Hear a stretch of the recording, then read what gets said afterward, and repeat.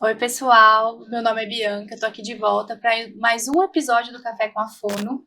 E hoje a gente vai falar sobre um tema muito importante para você, fonoaudiólogo, que quer começar a atender disfagia, que é a pós-graduação, no caso, residência.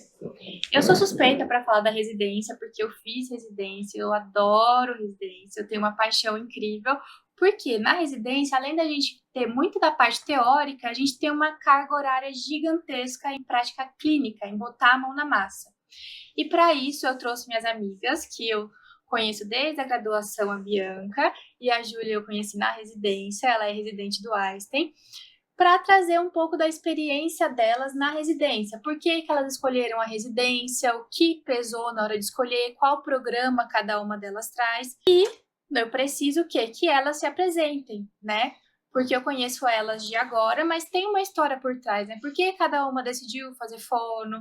Onde cada uma fez fono? Por que escolheu a residência? Vamos lá? Queria começar com a Júlia. Ju, conta pra gente. Primeiramente, obrigada pelo convite, Vi. Eu escolhi fazer fono porque eu queria muito uma área da saúde, alguma coisa que pudesse ajudar realmente as pessoas e principalmente a área da reabilitação, né? E desde que eu entrei na fono, eu sabia que eu queria disfagia, então eu trilhei toda a minha trajetória acadêmica para isso acontecer, né? Fiz estágio em hospital público, particular, e hoje eu sou residente multiprofissional em reabilitação física no Einstein. E a Bi, me achará, gente. Muito, muito, tô muito feliz por estar aqui hoje, é uma grande honra. Então, eu me formei pela USP de Ribeirão Preto, assim como a Bianca também. Entrando na faculdade, eu também já sabia que eu queria ir para a área da disfagia. Então, ali eu já comecei a entender quais eram os caminhos que eu ia trilhar para conseguir ser uma boa profissional atuando na área, né? Então, eu descobri da residência e eu falei assim, bom, é isso que eu quero.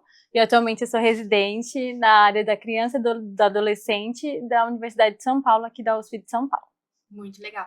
E meninas, eu trouxe que durante a graduação, eu sofri muito, porque eu já entrei sabendo que eu queria disfagia. E todo mundo sabe que na graduação, os primeiros anos é assim, basicamente, anatomia, fisiologia, né, o ciclo básico, depois vai lá, fala, linguagem, gagueira, áudio, disfagia você vai ver no último ano. Várias vezes eu pensei em desistir, mas eu lembrava, não, vai valer a pena. No último ano eu vou passar em disfagia e tudo vai fazer sentido. Vocês também sentiram isso? Como que é? Sim, eu também senti isso. E aí, para me deixar um pouquinho mais perto da disfagia, eu ia para as ligas acadêmicas, que era onde eu poderia, disfagia é isso, a gente faz isso. Então, a liga foi ali um intermédio para eu ficar para a próxima área, enquanto eu não estava chegando ainda na etapa de estudar propriamente a disfagia. No Rio é assim também, Ju? A mesma coisa. Eu me formei na Federal do Rio, né? E lá, assim, a gente tem um hospital universitário que fica à nossa disposição. E eu sabia que era muito focado também nessa área hospitalar, mas a gente também só vai ver essas matérias lá para o final.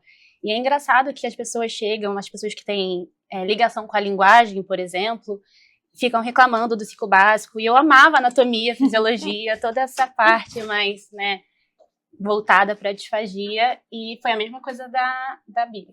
Eu também entrei na Liga Acadêmica de Oncologia, fazia também estágio em hospital, prestei uma prova para um concurso na Prefeitura do Rio para ser estagiária em um hospital de alta complexidade também. Então, toda a minha trajetória foi pensando nisso, né? E eu também sempre quis fazer residência. Então, eu fui pesquisando, fazendo várias provas para tentar trilhar esse caminho, apesar de saber que não é fácil, mas sempre foi um sonho. E eu acabei vindo aqui para São Paulo para fazer no Einstein. E o que pesou na sua decisão de fazer residência no Einstein? O que te levou a tomar essa decisão? Bom, o Einstein é um dos maiores complexos hospitalares, né, na América Latina. Então, meu olho sempre brilhou, assim. Eu já tinha passado por um ambiente, né, de hospital público, federal, e eu queria ver como é que era o atendimento de alta complexidade em um local que eu tivesse muito recurso, e principalmente porque eu era tão apaixonada pela disfagia que eu não sabia se eu queria criança, se eu queria adulto, e lá eu tinha a oportunidade de ver um pouquinho dos dois. Então, isso pesou muito na minha decisão, né? Eu prestei para outros hospitais aqui também, mas eu queria uma residência que pudesse ter ampla visão de tudo que eu tinha direito realmente dentro da área hospitalar. E o legal da residência do Einstein é isso, né? Eu tinha me esquecido, que você transita tanto do adulto como na neo e ped, né? Sim. Vocês atendem na UTI também, né, neonatal, não fica só aquela coisa fechada no ambulatório, né? Você vê tanto paciente no contexto crônico como no contexto agudo, né, o paciente grave. Total. Quando a gente entra, eu fico 3 meses em um ambulatório, né? E isso é uma coisa que eu até estava conversando com a minha preceptora esses dias, né? Como a minha visão entrando no ambulatório é diferente dos pacientes que às vezes entram no ambulatório, vão para internação. E hoje eu pego esses mesmos pacientes e eu entendo como é diferente, né? O contexto. Tem às vezes um paciente que é crônico e depois ele entra no contexto agudo novamente. Então a gente vai pegando essa mão mesmo de cada tipo de... Ih, gente, vai cortar. Cada tipo de diferença mesmo em determinado contexto. Você vê o paciente nessa totalidade, né? Não só num contexto Total. exclusivo. E na faculdade a gente pensa muito no paciente e desfaz numa caixinha. Ah, se ele tem isso, eu vou tratar assim, eu vou fazer tal exercício. E chega no contexto hospitalar, você tem diversas patologias no mesmo paciente. Às vezes um problema respiratório, às vezes um problema neurológico. Então, a gente tem que tratar o paciente no todo mesmo. A gente não pode pensar só na parte fonoaudiológica. É ver o paciente numa totalidade. Bi, você faz a sua residência mais voltada para o público infantil, Exato. né? Que é criança, né? NEL, PED. O que te fez escolher essa área? Porque eu tenho pavor, eu não... eu fujo, mas o que fez seus olhos brilharem? Falei assim, não, é isso que eu quero para minha vida. No último ano da graduação, a gente tem a oportunidade de passar por alguns estágios, né? E eu escolhi a parte da motricidade orofacial exatamente porque a gente passava na UTI neonatal. Então, no último semestre, eu estava passando na UTI neonatal e ali abriu meus olhos e eu falei assim, poxa, é isso que eu quero fazer na fonoaudiologia. Então, eu fui pesquisando, né, programas de residência que tinham essa área, né, a área da NEL e da PED juntas, na área da pediatria como um todo. Então foi a partir daí, foi a partir desse estágio que eu falei assim, poxa, é isso que eu quero. E eu também atendi na unidade de urgência e emergência da UE e tinha ali, às vezes, avulso, umas criancinhas. E eu falava, poxa, é tão legal atender criança. É uma área difícil, né, porque a gente tem muita demanda psicológica, você lida bastante com as famílias, principalmente. Mas eu falei assim, poxa, é isso aqui que eu quero, é isso que faz sentido pra mim. Gostava de atender adulto, mas eu atendendo adulto e a Beca atendendo uma criança, um bebezinho recém-nascido, totalmente diferente. Ela é muito mais feliz. Entendi. E assim, pensando nesse contexto, né, de vivência do hospital público para o hospital privado, quais são as principais diferenças que você traz desse tipo de atendimento, Bi, entre o público e o privado? Eu acho que o hospital público, a gente tem uma demanda muito grande social, né? Por vezes, eu vou dar alguns exemplos aqui. A gente trabalha na UTI neonatal e a gente sabe que para um bebezinho, às vezes se a gente fizer um controle de fluxo na mamadeira para ele, vai ser melhor. Mas assim, quanto custa essa mamadeira para uma família que tem uma condição social ali vulnerável? Será que ela vai conseguir? Será que fala assim, mãe, para a gente conseguir transicionar para uma via oral, eu vou precisar que você compre tal mamadeira. Será que ela vai ter esse recurso financeiro? Então, eu acho que a principal diferença está assim, nesse contato que a gente tem com a família, desses recursos que não são baratos. Eles são caros e, por vezes, uma mamadeira só para o hospital, às vezes, não aceita. Então, tem muito essa questão, assim, das coisas que a gente vai pedindo. Tem que fazer uma ordenha manual, dói, né? As mães não costumam gostar muito. Então, às vezes, precisa do equipamento. E quanto custa esse equipamento? Será que essa família que tem um contexto social, assim, vulnerável, vai ter essa condição financeira? Então, é muito desse olhar que a gente tem para a família, como que a gente conversa, ir conhecendo o seu paciente, entendendo as demandas. E assim, a residência, a gente entende que é uma pós-graduação, que o residente chega direto da faculdade, né? Normalmente é esse o contexto que a gente encontra. Então, esse residente, ele não tem essa prática clínica, ele não tem essa vivência, ele não tem toda a bagagem que uma pessoa que está há mais tempo no mercado já tem. Quando vocês chegaram, qual foi o papel da preceptoria, né, de saber que tem uma pessoa para te dar suporte, para ser o seu backup, né, para te orientar nessa entrada no mundo da disfagia? Quando vocês chegaram, vocês eram inseguras, demoraram a pegar confiança no próprio atendimento, a pegar o fluxo do hospital, o fluxo do ambulatório, ou não? Teve essa vivência na faculdade, no último ano da graduação, e já chegou, não, eu dou conta, joga para mim que eu resolvo. Qual que foi o peso de saber que tinha essa preceptoria para dar suporte para vocês? Total, assim, quando você entra, é o que eu falei anteriormente, você tem a teoria na cabeça, você vê a disfagia numa caixinha, mas entra num contexto completamente diferente. E eu me sentia muito preparada. E quando eu entrei na residência, eu vi que tudo aquilo que eu sabia, na verdade, eu não sabia. E era muito confortável ter uma pessoa que ia me orientar, ia me dar supervisão, ia responder por mim também, e podia realmente me passar a prática clínica de verdade, né? Então, eu acho essencial, impraticável hoje eu entender que algumas pessoas saem e não se profissionalizam, não entram realmente no contexto que deveria antes de atender um paciente disfásico com várias patologias, né? E pode falar. Mas é exatamente isso. Quando a gente tá na faculdade, tá para se formar, você fala, ai, não, eu sei, vai dar tudo certo. Só que a partir do momento que você pega o seu CRFA e você tem toda aquela responsabilidade gigante atrás de você, você fala assim, não, pera lá. E você tá dentro de um hospital de alta complexidade, ou que não seja de alta complexidade, você tá envolvendo pessoas, né? Você tem que ter uma responsabilidade. Então, eu também, quando eu cheguei na residência e vi, no comecinho a gente mais observa, vai acompanhando as meninas e vi as minhas R2 atendendo, eu falei, opa, ainda bem que eu estou aqui, porque eu tenho muito a aprender. E foi exatamente isso. E você vai, no decorrer da residência, você vai percebendo que as escadinhas que você vai avançando. No começo você observa seus R2, discute muitos os casos, depois, assim, quando você vai ver, você já está tendo total autonomia, você já atende, você já está com... Você tem uma postura diferente para você discutir os casos, tanto com os profissionais, levar os casos também para a preceptoria. Então, acho que a gente consegue ver a nossa evolução. Alguém que chegou lá, que estava só observando e fica até com medo, né, receio, fala, eu não sei se eu sei isso, o que eu tenho que fazer, por onde eu começo para começar a atender bem? E eu acho que é exatamente isso, é todo o suporte que a residência dá para a gente. Tanto prático quanto teórico, né? Que a todo momento tá falando, olha, vocês precisam também de uma parte teórica que tá no nosso currículo. E outra coisa que eu acho importante da residência é que ela nos insere nesse ambiente multi, né? Porque na graduação a gente sai muito dessa do eu sou fonoaudiólogo, é isso que eu tenho que fazer, isso, aquilo, outro. Essa é a minha conduta. Eu tenho que saber da conduta do outro, mas a gente não treina essa discussão de caso, né? A gente não treina o nosso ouvir.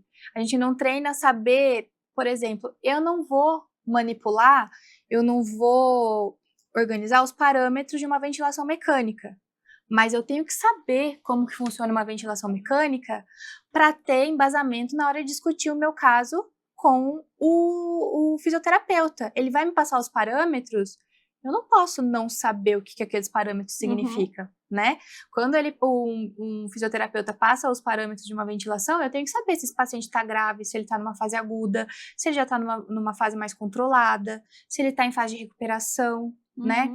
Então, na graduação, eu entendo que não existe nada que nos prepara para essa discussão de caso, para essa passagem de conduta, que não trabalha esse convencimento, porque eu brinco que a residência é um grande convencer. Desde que a gente entra lá, a gente tem que convencer as pessoas do porquê que a gente mereceu entrar, porquê que a gente é capaz de estar naquele lugar.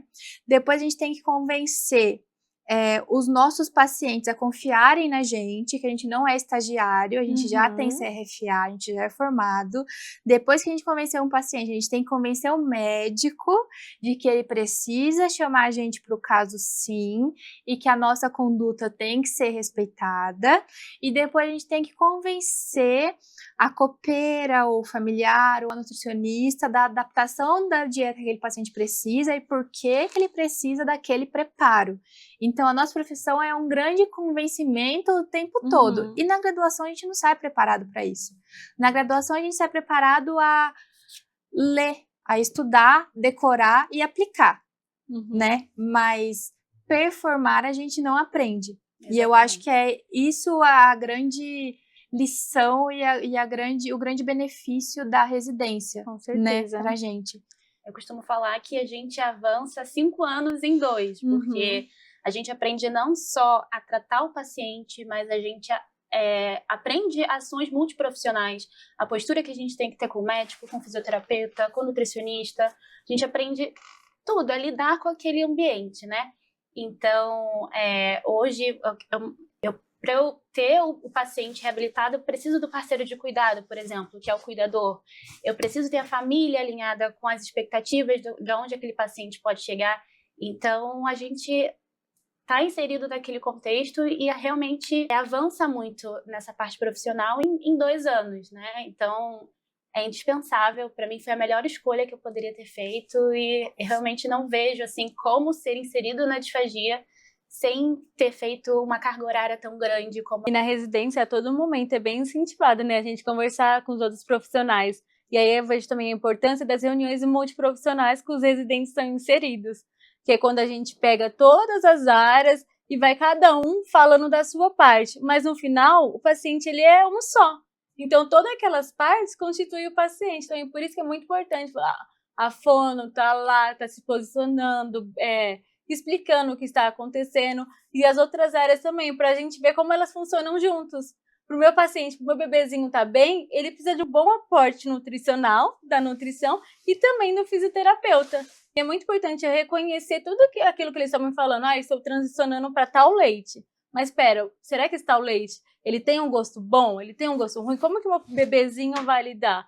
No fisioterapeuta, ele está cansado, não dá para ir para o peito. Então, assim, essa conversa, esse conhecimento que a gente vai conversando ali durante as reuniões são muito importantes, são muito incentivadas na residência. E outra coisa, né? A residência é muito importante, isso não tem dúvidas, eu acho imprescindível, fundamental. Mas como que foi o passo para vocês chegarem na residência? O que você fez na graduação que possibilitou que você entrasse na residência? Que dica você dá para quem quer entrar na residência? Olha, logo como a gente conversou no comecinho, eu já entrei e falei assim, bom, é a disfagia, o que eu preciso para ser uma boa profissional dentro da área? Bom, preciso me especializar, residência. Tem outros caminhos também, né, fora a residência, tem especializações, mas no meu caso eu queria mesmo a residência, eu queria unir a prática com o teórico. E aí, o meu prazo principal foi, bom, vou ler os editais, então é muito importante ler o edital da residência que você quer, e vou entender o que aquele edital ele tá me falando. Bom, e aí eu vi que muitos dos editais tinham muita parte também antes que eu poderia estar construindo durante a graduação, que era participar de ligas acadêmicas, escrever artigos e publicações de artigo. Então, tudo isso eu já fui preparando durante a minha graduação. Participei de 3 ligas acadêmicas, fiz parte de empresa júnior, publiquei artigos, fiz parte de comissão de eventos. Então, a gente já consegue fazer esse preparamento antes. E ali também, né, nos anos que vão passando da graduação, você vê, bom, eu gosto de tal área. Vou entrar para ler o edital, porque cada edital ele tem os seus requisitos, né? Tem edital que eles são mais específicos do SUS, outros vão falar, eu quero tal livro. Então é muito bom você estar atento ao programa que você quer e o que o edital está pedindo para você se basear pelaquele edital, que eu acho que é muito mais fácil do que focar em várias residências e nenhuma ser específica, tá estudando muita coisa e não estudando o que a residência vai te pedir na prova da residência. Eu concordo com tudo, eu tracei muito esse caminho também, fiz monitoria, liga acadêmica, procurei entrar em estágios para ver coisas que na minha faculdade eu não conseguia ver tanto, e fui estudando os editais também das principais instituições que eu queria, né? Então é uma coisa que eu falo para todo mundo que quer fazer residência, que quer caminho da disfagia, se aproprie de tudo que a faculdade tem a te oferecer. Isso. Então, se você quiser fazer alguma residência que dependa muito de publicação científica, escreva artigos científicos, entra numa liga, faz o que você tiver possível para conseguir ter currículo e chegar no seu objetivo final. E para mim também é imprescindível você refazer as provas. Então, se você tiver prova disponível, no caso, No meu ano, o Einstein não tinha as provas disponíveis para refazer, mas fazer questões é muito importante, né?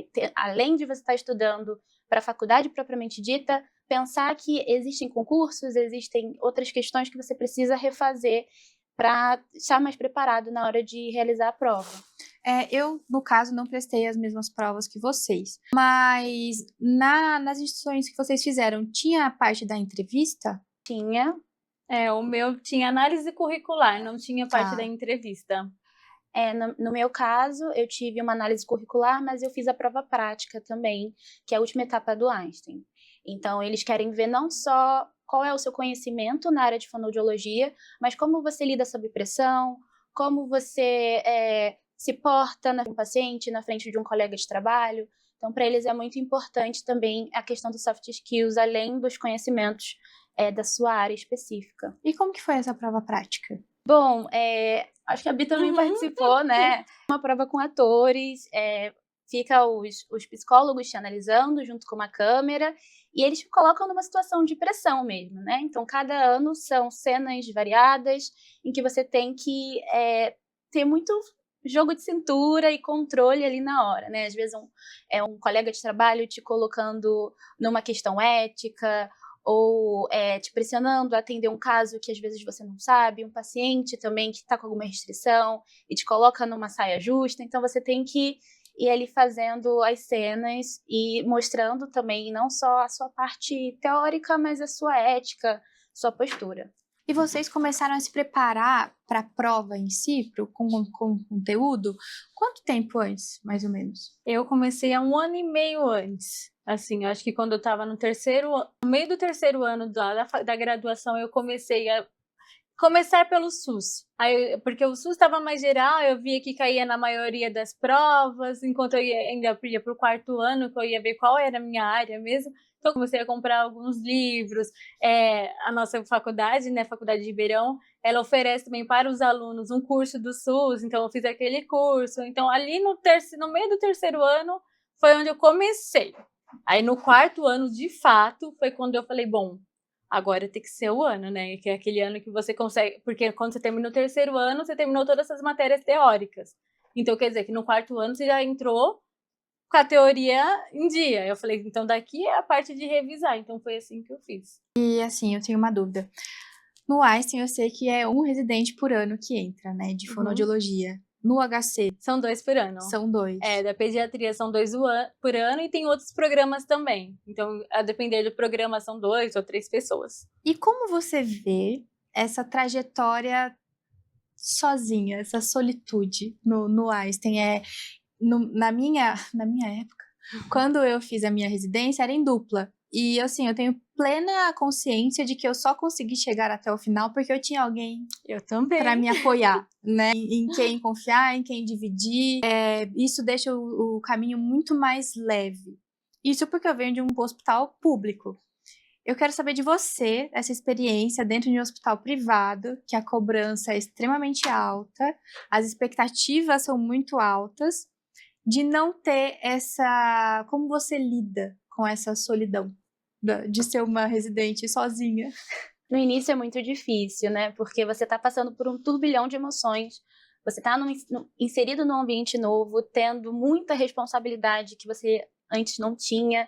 Então, você ter um espelho, ter alguma pessoa que compartilha dos mesmos sentimentos que você é muito importante e a gente acaba não tendo, né? Então, eu me apeguei muito à minha R2. Hoje a gente tem uma amizade, assim, gigante. É um dos meus pontos de apoio aqui, inclusive em outra cidade, né?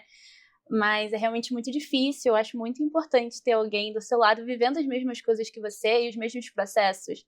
Porque por mais que ela também tenha vivido, a gente chega em estágios diferentes, né? E eu lembro muito das minhas conversas que eu tinha com ela, assim, eu duvidando da minha capacidade. Meu Deus, você faz tudo e eu ainda não sei nada. E é isso, assim, eu acho que realmente tem maior solidão, maior inseguranças ali no caminho, mas é importante você se apegar a alguém. Então, hoje eu sou muito amiga da equipe, sou muito amiga da Luane, que é minha R2, e a gente vai se apoiando, assim, nessas pessoas que a gente vai se apegando ao longo do caminho. E como que você encara, Bia, essa trajetória na residência com essa dupla? é muito importante realmente ter a dupla, assim como a Ju falou, porque vocês estão no mesmo caminho, vocês estão juntas. Então, o que está acontecendo com uma, possivelmente também está acontecendo com a outra. E ter ali você e a sua dupla, né, se dando bem, conversando, é importante para vocês reconhecerem as falhas, os programas que existem falhas, né? Então, ali vocês estão ali juntas, falando, poxa, isso aqui poderia estar melhor, oh, isso daqui está muito legal para mim, será que para você não consegue estar assim? Então, essa é a conversa. É um ombro amigo mesmo, sabe? Vai muito além da fonoaudiologia. É uma amizade mesmo, são afetos.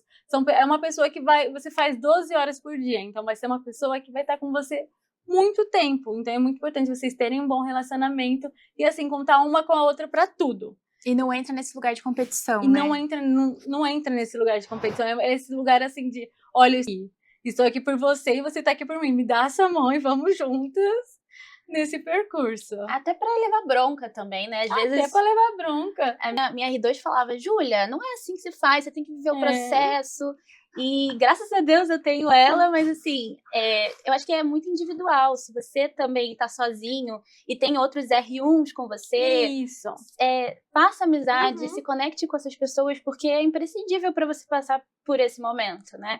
É uma carga horária, é uma pressão muito grande, é uma responsabilidade muito grande e você explode se você não tiver uma rede de apoio. Então, acho muito importante. E assim, qual que é a expectativa de vocês para depois da residência? Difícil, né?